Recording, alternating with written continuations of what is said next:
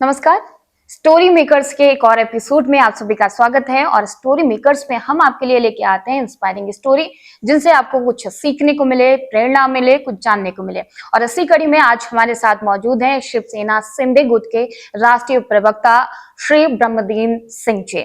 और उनसे जानने की कोशिश करेंगे कि उनका राजनीतिक करियर कैसे रहा, क्योंकि एक अल्हड़पन वाले जिले से निकल कर आते हैं जिसके लिए सब कोई जानता है। और उन्हें आप टीवी स्क्रीन पर डेली देखते होंगे, क्योंकि वो अपनी बातों को पूरी ठोस सबूतों के साथ, या यूं कहें कि बेबाकी से रखते हैं। तो आज उनका स्वागत करते हैं। सर, आपका बहुत बहुत स्वागत है स्टोरी मेकर्स में। एक्चुअली मैं जो है प्रयागराज जो डिस्ट्रिक्ट, जो पहले इलाहाबाद था, अभी प्रयागराज डिस्ट्रिक्ट हो गया है। उस डिस्ट्रिक्ट का मैं जो है एक मांडा ब्लॉक है, जिसमें बीपी सिंह जो राजा साहब बोले जाते थे गांव में, वो इलेक्शन लड़ते थे। तो मैं 7वीं 8वीं क्लास में था। मेरा गांव उनसे जस्ट बगल में ही है। गांव का नाम हाटा है। तो उस गांव से मैं बिलोंग करता हूं। उनके लिए प्रचार करता था। उनको देख करके मुझे बहुत प्रेरणा मिलती थी कि ये जो है इनको सब कुछ होने के बाद, मतलब राजा थे, वो किंग थे जो है। सर, प्रयागराज के बारे में हर कोई जानता है, क्योंकि संगम नगरी है। और वहाँ के, जब हम भी गए थे विधानसभा चुनाव के दौरान, तो देखा था कि एक अल्हड़पन दिखता है वहां पर, एक अजूबापन दिखता है, क्योंकि सब बेबाकी से चीजें रखते हैं। लेकिन एक छोटे से शहर से निकलकर राजनीतिक करियर शुरुआत कैसी हुई आपके? कब आपने सोचा कि हाँ चलिए अब राजनीति में जाना चाहिए मुझे? यस। तो मैं जो बीपी सिंह जी को देखा था, बीपी सिंह का अगर देखें तो किंग थे, और जो है उनको कुछ भी ऐसा किसी भी चीज की कमी नहीं थी।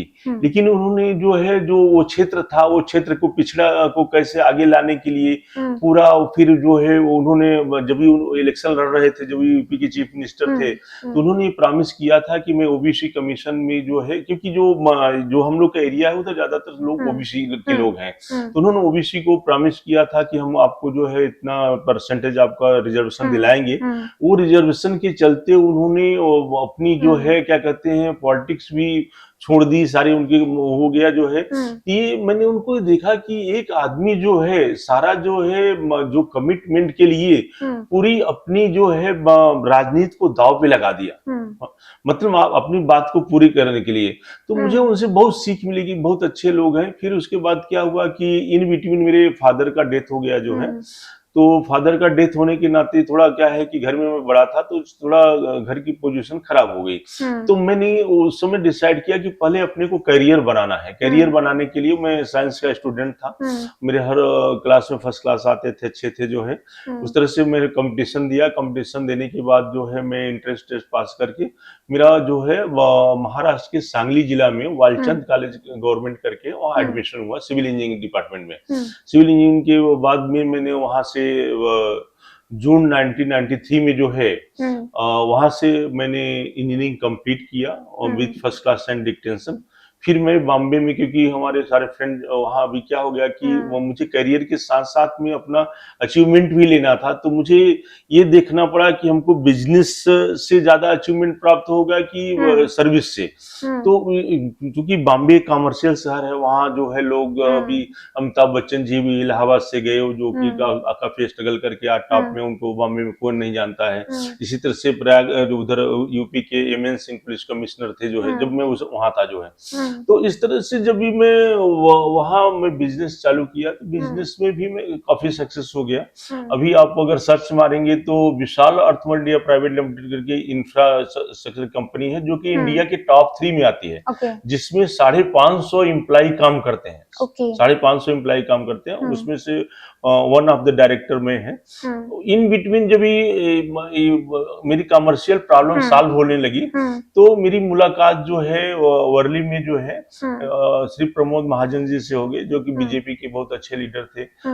माननीय अटल बिहारी साहब के साथ में थे वो जो है। तो मुझे मेरे हिंदी वगैरह, चूंकि जो यूपी के लोग हैं, या अगर प्रयागराज बोलिए, तो यहाँ की जो हिंदी की ट्यूनिंग है इतनी थोड़ा सा इतनी अच्छी है कि लोग उससे प्रभावित हो जाते हैं। क्योंकि उसमें क्या रहता है कि आप देखेंगे तो मिक्सिंग नहीं करते, जो सच है वही बातें करते हैं, और उसको सही ढंग से अपने को प्रमाणित करके बोलते हैं। इससे प्रमोद महाजन जी बोले कि आप हमारे लिए जो है, जो इलेक्शन के कैंपेनिंग कीजिए, और सारे मंच पे जो है आप एज एंकर स्पीच दीजिए, हम्म, और जो उत्तर भारतीय वोट हैं वो सबको प्रभावित कीजिए। हम्म, इस तरह से मैं वो उनके लिए करता गया, सारा चीज करते करते मेरा पार्लर बिजनेस भी चलता रहा। हम्म। और सर, जैसे कि अभी आपने प्रमोद महाजन जी का जिक्र किया, उनके कशीदे कढ़े जाते हैं, उनके बारे में हर कोई बात करता है, लेकिन आपने जिस हिसाब से अभी बताया कि उनके साथ बहुत सारा काम किया है, बहुत टाइम तक रहे, कोई एक ऐसा किस्सा बताइए जिससे आपको लगे कि हाँ, उनके साथ ये टाइम बहुत अच्छा रहा। देखिए, प्रमोद महाजन जी का जो है, एक तो सबसे बड़ी बात थी कि हम्म, जिसको मतलब वो सेलेक्ट करते थे, जैसे मुझे सेलेक्ट किए, तो हम्म, उसमें ये नहीं कि मराठी गैर मराठी वाला हम्म, एक तो सेंटेंस उनमें नहीं था। हम्म, और मुझे वो बीडी सिंह, मुझे बॉम्बे में सब बीडी सिंह के नाम से ही जानते हैं, हम्म, तो मुझे बीडी करके ही बुलाते थे। और वो हम्म, उनको अपना था, उनको ये मालूम था कि इनके फादर का डेथ हो गया था, उनको हम्म, मेरे चाइल्डहुड का स्ट्रगल पूरा चीज मालूम था, उनको हम्म, सारी चीज मालूम था। हम्म, तो इस तरह से जो है वो थोड़ा मेरे प्रति सिंपैथी भी थी। और मैं आपको बताऊं, शुरू शुरू में तो क्या है, बॉम्बे में जब आप स्ट्रगल करती हैं ना, हम्म, तो स्ट्रगल करती हैं तो आपके पास जब जॉब नहीं रहता, तो वहाँ का जो आपको अपनी लाइफ को निकालने के लिए बहुत आपको मेहनत करनी पड़ती है। हम्म, तो उस समय क्या करते थे, ये जब भी मैं स्पीच मंच पे स्पीच वगैरह देता था, हम्म, तो अय जी देखिए, मैंने तो उनसे कोई कंडीशनल या पैसे की बात नहीं किया था कि हमारी हम्म, भी परेशानी है, आप हमको मदद कीजिए। हम्म, तो हमको हर मंच के बाद 2,000 रुपया, उस समय 2,000 हम्म, बहुत माने रखता था, 1923 की बिल्कुल, बात है, समझे। हम्म, तो 2,000 रुपया वो डाल देते थे। वो हम्म, 2,000 से मेरा पूरा जो है स्पीच वगैरह ये सब चलते रहता था, पार्लर हम्म, बिजनेस फिर जो है ये हम्म, हुआ। और प्रमोद महाजन जी की दूसरी बात ये थी कि हम्म, वो जैसे आपसे अगर कोई चीज बातें कर रहे हैं ना, तो हम्म, आपसे दिल से करेंगे। ऐसा नहीं कि जैसे मतलब और लीडर लोग का है कि हम्म, आपको ऐसे दिखावटी बात करेंगे, फिर आपको बाहर कर देंगे, ऐसा हम्म, नहीं। अगर आपको नजदीक देखो, नजदीक लेने से पहले वो परखते हैं, ये बात सच्चाई है, हर हम्म, अच्छे आदमी की ये है, वो हम्म, जो है परखते हैं।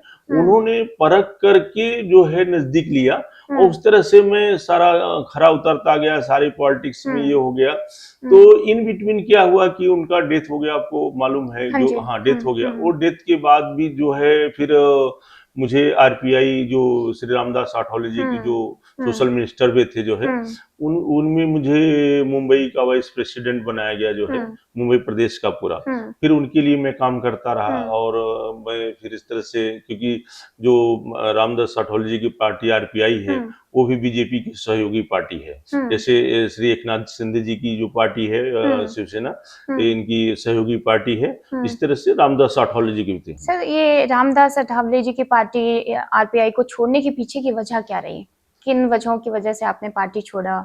देखिए, ऐसा है कि जो शिवसेना का मुझे ऑफर था, शिवसेना हम्म, ने मुझे एक राष्ट्रीय प्रवक्ता के अलावा मुझे सह संपर्क प्रमुख, उत्तर प्रदेश का सह संपर्क प्रमुख बनाया है। हम्म, तो देखिए, लाइफ में होता है क्या है कि आप जो है बहुत पैसा कमा लिए, या बहुत हम्म, आपका नाम हो गया, ये हो गया, लेकिन आप जिस गांव से रिलेटेड हैं, जिस प्रदेश से रिलेटेड हैं, हम्म, अगर उसके लिए बारे में कुछ नहीं सोचते हैं, उसके हम्म, बारे में कुछ नहीं सोचते, तो आपका वो बहुत पैसा वैसा कमा के, या आपका बहुत बॉम्बे में नाम रह के आपको कोई मीनिंग नहीं है। क्योंकि जो है, बिल्कुल, अगर सही ढंग से देखें तो मेरी जो है जन्मभूमि जो है उत्तर हम्म, प्रदेश है, हम्म, और कर्मभूमि जो है महाराष्ट्र है। जी, तो मैं दोनों से कनेक्टेड है, और हम्म, दोनों से भी उतना ही है।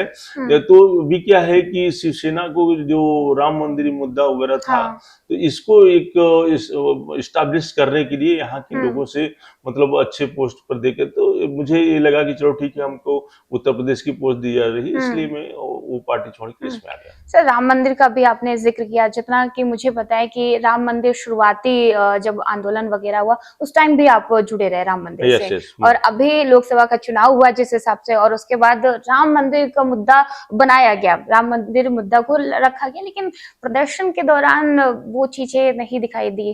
कहाँ कमी रहेगी? क्या लगता है आपको कि कहाँ कमी रहेगी उस चीज में? देखिए, एक तो जो माननीय एकनाथ शिंदे साहब ने बोला था, वो बहुत हम्म, सही बात बोला था कि देखो, मोदी जी का जो नैरेटिव सेट था, 400 पार 400 पार का जो है, हम्म, हम्म, वो वो अपनी जगह सही थे, वो अपनी जगह सही थे कि जो लीडर होता है वो लीड करने के लिए हर पब्लिक को एक मेंटली प्रिपेयर करता था, मेंटली प्रिपेयर करे जो है कि पब्लिक को हम प्रिपेयर करें कितनी वोट मिले जो है।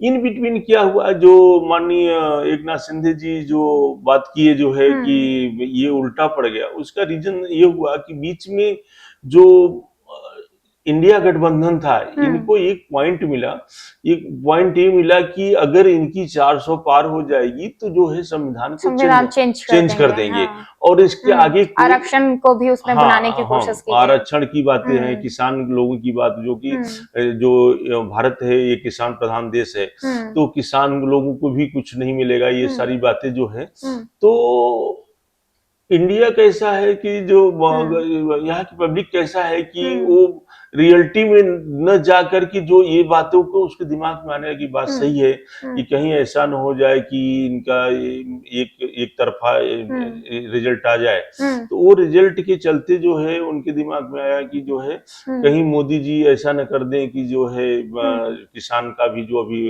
प्राइस फिक्स होने हैं और आरक्षण के जो लफड़े चल रहे हैं, सारे चीज चल रहे हैं, ये सारी चीजों से थोड़ा पब्लिक में जो है वो सर, अच्छा ऐसा आपको भी लगता है कि कहीं जो 400 का नारा दिया गया और उसको जो विपक्ष ने भुनाने की कोशिश की, संविधान बदल देंगे, आरक्षण को लेकर भुनाने की कोशिश की, क्या वो चीज आप लोग जनता तक पहुंचा नहीं पाए, सही तरीके से नहीं पहुंचा पाए कि नहीं जो विपक्ष कह रहा है वो गलत है, 400 पार आने के बाद भी ये संविधान नहीं चेंज होगा, वो चीजें नहीं होंगी जो विपक्ष कह रहा है? क्या यहाँ कमी रह गई ये बातें जनता तक पहुंचाने के लिए? कहाँ कमी रह गई, क्या लगता है कमी आपको? नहीं रह गई। एक्चुअली क्या हुआ कि जो उत्तर प्रदेश का इलेक्शन जो विधानसभा वाला था, उसमें इतनी सीटें आई थी जो है, तो जो यूपी सरकार थी, योगी साहब थे, या जो भी बीजेपी के लोग थे जो उत्तर प्रदेश के, क्योंकि मैं बताया संपर्क प्रमुख भी है, और मेरे पहचान के श्री कृपा शंकर सिंह जो कि महाराष्ट्र में कांग्रेस के टाइम में होम मिनिस्टर थे, वो भी जौनपुर से भी लड़े थे इलेक्शन जो है, बीजेपी के टिकट पे लड़े थे जौनपुर से। तो जो कार्यकर्ता लोग थे जो ये तो उनकी बातों को थोड़ा ये न करके, और इतना जो है जो हायर लेवल के लोग थे, एक ईगो जैसा रहा, एक ईगो के चलते जो है वो जो पब्लिक से कनेक्शन, देखिए ऐसा है कि आपको वोट जो मिलेगी वो जो है जो लोअर पीपल है जिनसे आपको गांव-गांव में जाके मिलना पड़ेगा, उनको थोड़ा एवॉइड लगा। और दूसरा मैं बताया कि जो लोअर कार्यकर्ता थे बीजेपी के और ये सब थे, ये थोड़ा नाराज थे। सर ठीक है, अभी लोकसभा का चुनाव जैसे कि हुआ है, उसमें शिवसेना शिंदे गुट का प्रदर्शन आप कैसे देखते हैं? शिवसेना माननीय शिंदे साहब का प्रदर्शन बहुत अच्छा हम मानते हैं, इसलिए अच्छा मानते हैं कि उनका अगर परसेंटेज वोट परसेंटेज देखें तो हम 3 पॉइंट पे जाएंगे। नंबर 1 पॉइंट की अगर वो पार्टी शिवसेना माननीय एकनाथ शिंदे गुट की देखी जाए तो ज्यादा दिन की पार्टी नहीं, वो आपको भी मालूम है। जो इलेक्शन से अगर डिस्टेंस देखें तो वो साल भर भी नहीं हुआ, साल भी नहीं हुआ, समझे। तो उनका जो वोट परसेंटेज था कुछ 46 के आसपास है परसेंटेज, उद्धव गुट के जो परसेंटेज है वो 43 के आसपास है लोकसभा इलेक्शन के। तो इस तरह से अगर देखा जाए तो काफी अच्छा प्रदर्शन रहा। अभी ज्यादा और वोट मिलने के चांस थे, लेकिन उसके बैक फुट पे जाने का रीजन क्या था कि जो सहयोगी पार्टी होने के नाते बीजेपी के साथ में, तो जो बीजेपी की जो भी सहयोगी पार्टी रहती है तो उसमें बीजेपी कैंडिडेट पे इंटरफियर करती है कि ये कैंडिडेट को खड़ा करना है, ये करना है इसके साथ में। तो जो स्टेट की जो ये है, प्रांत की जो भी सरकारें हैं वो बीजेपी की इशारे पे ही चलती हैं कि हाँ इनको खड़ा करना है, या जो डिसीजन है, डिसीजन मेकर जैसे घर का मुखिया होता है, बड़े भाई का रोल अदा करते हैं, डिसीजन जो रोल रहता है वो माननीय मोदी साहब के ऑफिस से ही सब जो है बीजेपी सेंटर से ही देखा जाता है। तो जो कैंडिडेट का सिलेक्शन हुआ जो एरिया में, वो एरिया में सिलेक्शन करने में थोड़ा डिले, मतलब जो देखिए क्या है कि आपका जो लोकसभा का इलेक्शन का एरिया वो काफी बड़ा रहता है, तो उसको प्रचार करने के लिए भी आपको थोड़ा टाइम तो चाहिए, जो है कम से कम 2-3 महीना चले। तो ऐसा देखेंगे तो 20-20, 25-25 दिन के ही टाइम मिले थे, वो टाइम का भी थोड़ा ड्रॉबैक रहा जो। सर, जिस हिसाब से लोकसभा चुनाव का रिजल्ट आया उसके बाद से विपक्ष की तरफ से लगातार कहा जा रहा था कि असली और नकली में जनता ने अंतर कर दिया समर्थन देकर। क्या लगता है आपको कि ये सही है या नहीं है? क्योंकि लगातार आदित्य ठाकरे की तरफ से कहा जा रहा था कि जो पार्टी तोड़ते हैं तो कहीं ना कहीं वो गद्दार है। नहीं, ऐसा नहीं है। देखिए, जो आदित्य ठाकरे जी जो किस स्टेटमेंट पे कहा या वो मुझे नहीं मालूम है, लेकिन मैं ये स्टेटमेंट बता रहा हूँ कि जो शिवसेना सरकार महाराष्ट्र की है वो हिंदुत्व की राजनीति को आगे लेके चलता है। हिंदुत्व को बढ़ावा देना, हिंदुत्व को सुरक्षा रखना, उसको कैसे प्रोटेक्ट करना, हिंदुत्व की बातें वो पूरा करता है।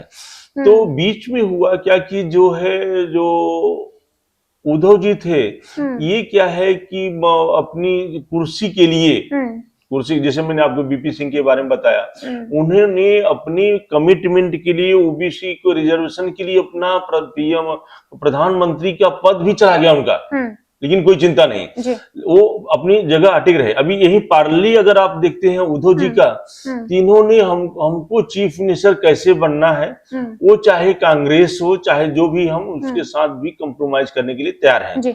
अगर इनके फादर का देखें, जो बाला साहब ठाकरे थे, जो कि हम लोग भी उनको बहुत मानते हैं, बाला साहब ठाकरे जो है ऐसा सेंटेंस बोला था कि अगर हमको जो है ऐसी कभी नौबत आई कि हमको कांग्रेस के साथ जाना पड़ेगा तो मैं अपनी दुकान बंद कर देगा, लेकिन कांग्रेस के साथ नहीं जाएगा।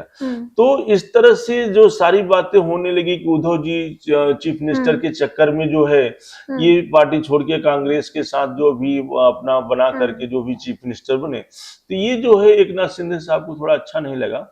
और उस बात को लेकर के बाला साहब के हिंदू हिंद सम्राट की बात के जो कायम रखते हुए उन्होंने अपनी पार्टी बनाई, और पार्टी के जो है मतलब जो है वो चीफ मिनिस्टर भी हैं और अच्छे ढंग से चल भी रही है। लोकसभा के इलेक्शन भी बहुत अच्छे आए जो है। तो हमारे ख्याल से जो प्रिंसिपल की अगर बात करें, सिद्धांत की बात करें, तो वहां जो है माननीय एकनाथ शिंदे जी अपनी जगह पे सही हैं। उद्धव जी जो है अपनी हिंदुत्व की राजनीति छोड़ करके जो और जो भी है पार्टियां हैं उसके साथ गए, तो यहाँ थोड़ा ये फर्क दिखता है। ओके सर, परिवारवाद का हमेशा जिक्र हुआ है, चाहे फिर चुनाव के दौरान देख लिया जाए या फिर वो तमाम दौर जिसमें परिवारवाद का हमेशा जिक्र किया जाता है, लेकिन सीएम शिंदे साहब के बेटे हैं श्रीकांत शिंदे, वो भी पार्टी में हैं।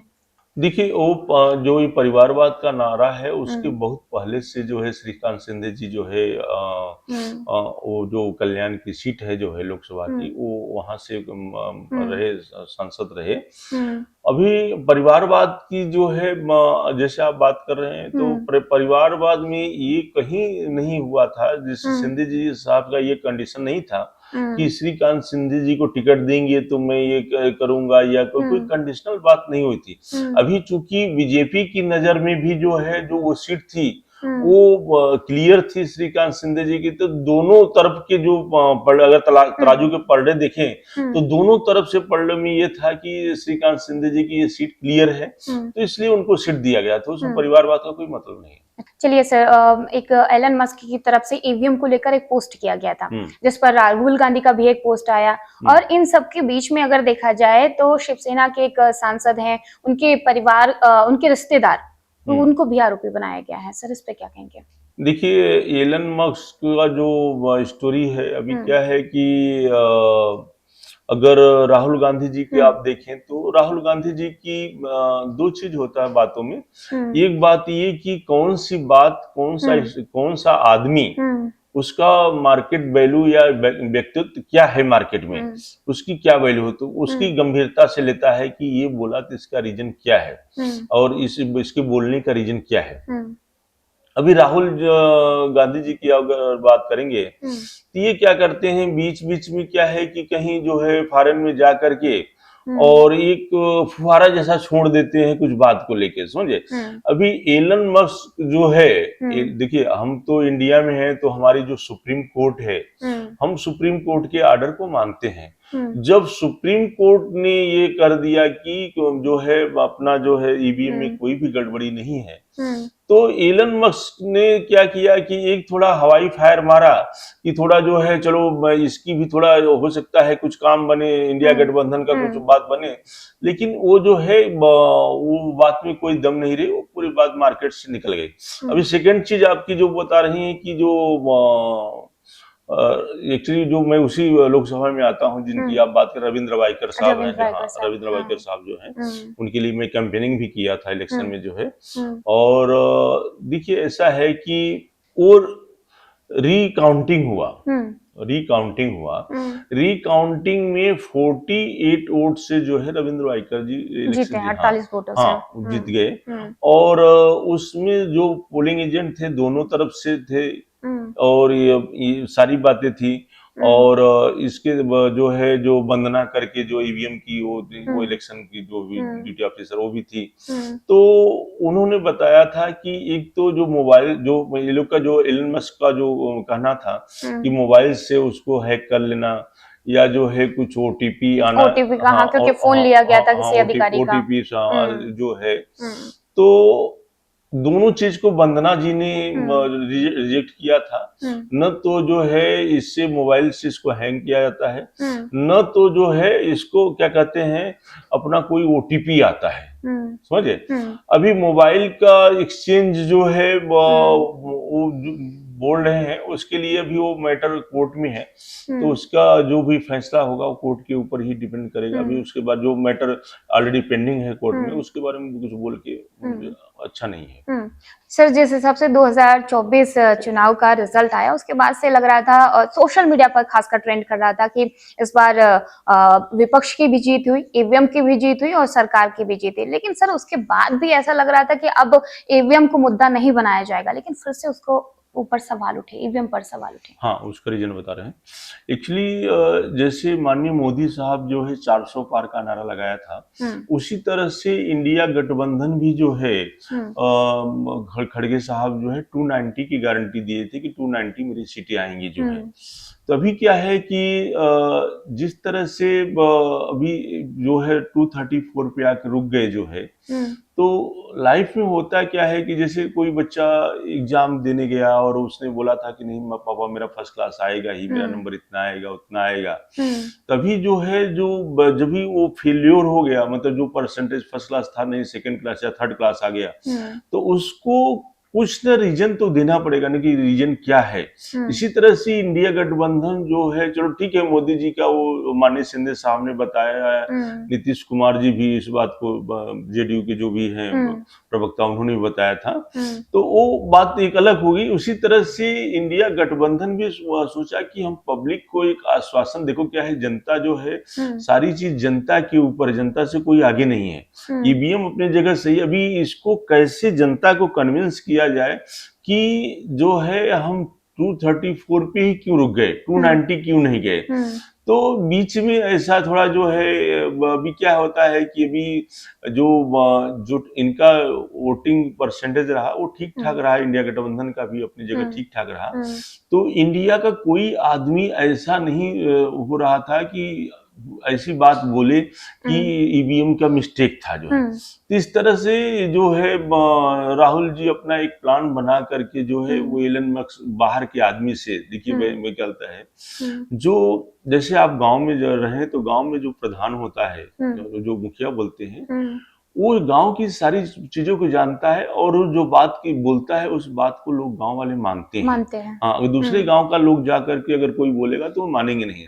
हाँ, इसी तरह से क्या किया इन्होंने कि जो है मैं एक एलन मस्क का जो है ठप्पा लगा करके मैं एक हवाई फायर छोड़ू, अगर गोली लग गई तो लग गई, नहीं तो ठीक है इस ढंग से। लेकिन जो वो थोड़ा उल्टा पड़ गया, उल्टा इसलिए कि यहाँ सुप्रीम कोर्ट का आर्डर था ना, अगर सुप्रीम कोर्ट का आर्डर नहीं होता था तो एलन मस्क का थोड़ा लोग सुनते थे, लेकिन यहाँ सुप्रीम कोर्ट सबसे बड़ा है तो उसके आर्डर के सारा चीज जो है फेल हो गया।